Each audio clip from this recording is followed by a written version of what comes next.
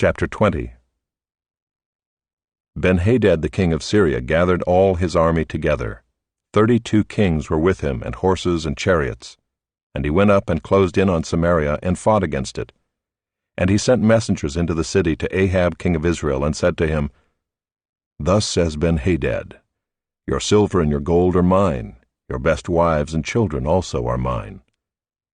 And the king of Israel answered, As you say, my lord, O king, I am yours, and all that I have. The messengers came again and said, Thus says Ben-Hadad, I sent to you, saying, Deliver to me your silver and your gold, your wives and your children. Nevertheless, I will send my servants to you tomorrow about this time, and they shall search your house and the houses of your servants, and lay hands on whatever pleases you, and take it away. Then the king of Israel called all the elders of the land, and said, Mark now and see how this man is seeking trouble, for he sent to me for my wives and my children, and for my silver and my gold, and I did not refuse him. And all the elders and all the people said to him, Do not listen or consent. So he said to the messengers of Ben-Hadad, Tell my lord the king, all that you first demanded of your servant I will do, but this thing I cannot do. And the messengers departed and brought him word again. Ben-Hadad sent to him and said, The gods do so to me and more also, if the dust of Samaria shall suffice for handfuls for all the people who follow me. And the king of Israel answered, Tell him, let not him who straps on his armor boast himself as he who takes it off. When Ben-Hadad heard this message as he was drinking with the kings in the booths, he said to his men, Take your positions. And they took their positions against the city. And behold, a prophet came near to Ahab king of Israel, and said, Thus says the Lord, Have you seen all this great multitude?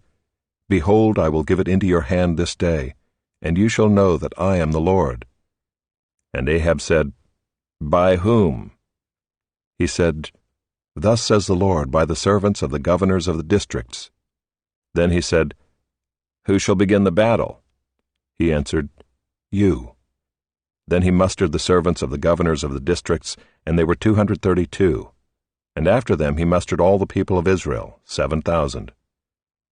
And they went out at noon, while Ben-Hadad was drinking himself drunk in the booths, he and the 32 kings who helped him. The servants of the governors of the districts went out first.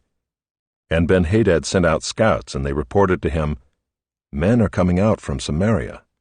He said, If they have come out for peace, take them alive. Or if they've come out for war, take them alive. So these went out of the city, the servants of the governors of the districts and the army that followed them. And each struck down his man. The Syrians fled, and Israel pursued them. But Ben-Hadad king of Syria escaped on a horse with horsemen. And the king of Israel went out and struck the horses and chariots, and struck the Syrians with a great blow. Then the prophet came near to the king of Israel, and said to him, Come, strengthen yourself, and consider well what you have to do, for in the spring the king of Syria will come up against you. And the servants of the king of Syria said to him, Their gods are gods of the hills, and so they were stronger than we. But let us fight against them in the plain, and surely we shall be stronger than they. And do this, remove the kings each from his post, and put commanders in their places, and muster an army like the army that you have lost, horse for horse, and chariot for chariot. Then we will fight against them in the plain, and surely we shall be stronger than they. And he listened to their voice, and did so. In the spring Ben-Hadad mustered the Syrians, and went up to Aphek to fight against Israel. And the people of Israel were mustered and were provisioned, and went against them. The people of Israel encamped before them like 2 little flocks of goats, but the Syrians filled the country. And a man of God came near and said to the king of Israel, Thus says the Lord, because the Syrians have said, The Lord is a God of the hills, but he is not a God of the valleys. Therefore I will give all this great multitude into your hand, and you shall know that I am the Lord. And they encamped opposite one another 7 days. Then on the 7th day the battle was joined, and the people of Israel struck down of the Syrians 100,000 foot soldiers in one day. And the rest fled into the city of Aphek, and the wall fell upon 27,000 men who were left. Ben-Hadad also fled, and entered an inner chamber in the city, and his servants said to him, Behold, now we have heard that the kings of the house of Israel are merciful kings. Let us put sackcloth around our waists and ropes on our heads and go out to the king of Israel. Perhaps he will spare your life. So they tied sackcloth around their waists and put ropes on their heads and went to the king of Israel and said, Your servant Ben-Hadad says, Please let me live. And he said, Does he still live? He is my brother. Now the men were watching for a sign, and they quickly took it up from him and said, Yes, your brother Ben-Hadad. Then he said, Go and bring him.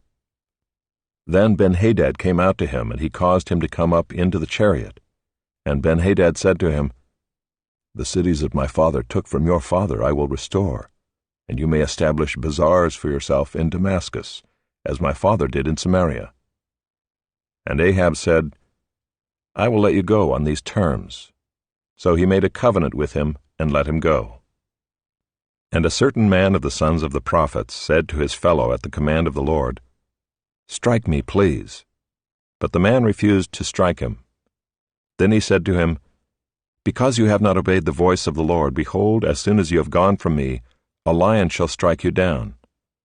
And as soon as he had departed from him, a lion met him and struck him down. Then he found another man and said, Strike me, please. And the man struck him and wounded him. So the prophet departed and waited for the king by the way, disguising himself with a bandage over his eyes.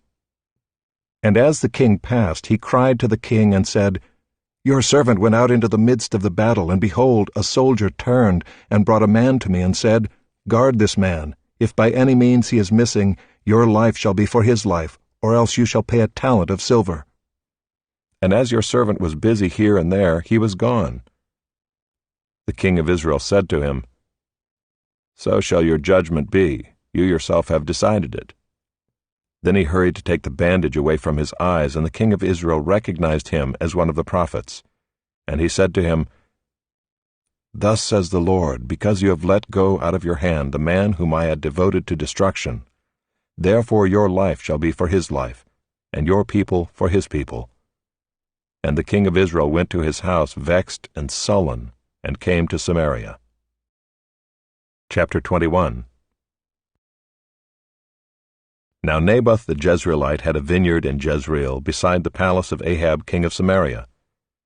And after this Ahab said to Naboth, Give me your vineyard, that I may have it for a vegetable garden, because it is near my house, and I will give you a better vineyard for it, or if it seems good to you, I will give you its value in money. But Naboth said to Ahab, The Lord forbid that I should give you the inheritance of my fathers.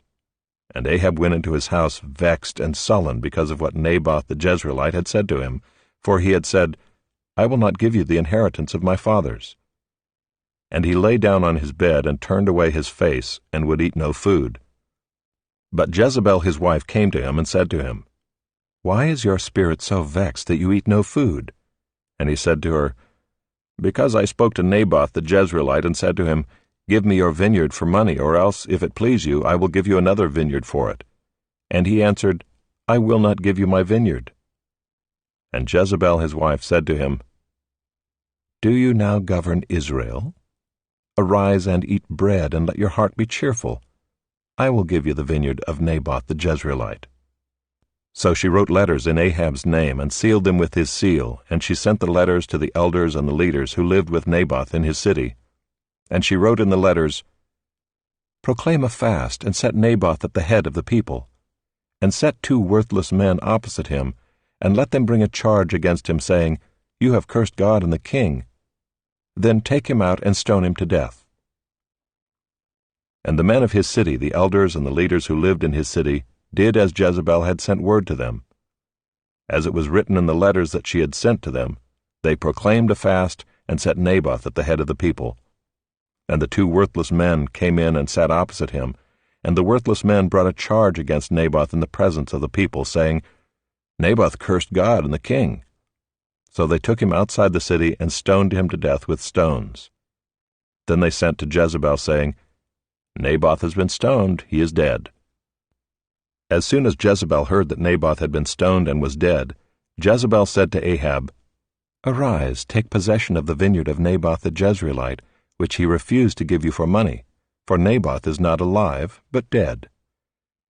And as soon as Ahab heard that Naboth was dead, Ahab arose to go down to the vineyard of Naboth the Jezreelite to take possession of it.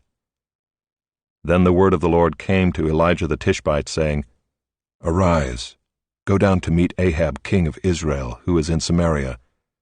Behold, he is in the vineyard of Naboth, where he has gone to take possession. And you shall say to him, Thus says the Lord, Have you killed and also taken possession? And you shall say to him, Thus says the Lord, In the place where dogs licked up the blood of Naboth, shall dogs lick your own blood." Ahab said to Elijah, "Have you found me, O my enemy?" He answered, "I have found you because you have sold yourself to do what is evil in the sight of the Lord. Behold, I will bring disaster upon you. I will utterly burn you up, and will cut off from Ahab every male, bond or free, in Israel. And I will make your house like the house of Jeroboam the son of Nebat, and like the house of Baasha the son of Ahijah, for the anger to which you have provoked me, and because you have made Israel to sin." And of Jezebel the Lord also said, "The dogs shall eat Jezebel within the walls of Jezreel. Anyone belonging to Ahab who dies in the city the dogs shall eat, and any one of his who dies in the open country the birds of the heavens shall eat." There was none who sold himself to do what was evil in the sight of the Lord like Ahab, whom Jezebel his wife incited. He acted very abominably, in going after idols, as the Amorites had done, whom the Lord cast out before the people of Israel. And when Ahab heard those words, he tore his clothes and put sackcloth on his flesh, and fasted, and lay in sackcloth, and went about dejectedly. And the word of the Lord came to Elijah the Tishbite, saying, "Have you seen how Ahab has humbled himself before me? Because he has humbled himself before me, I will not bring the disaster in his days, but in his son's days I will bring the disaster upon his house."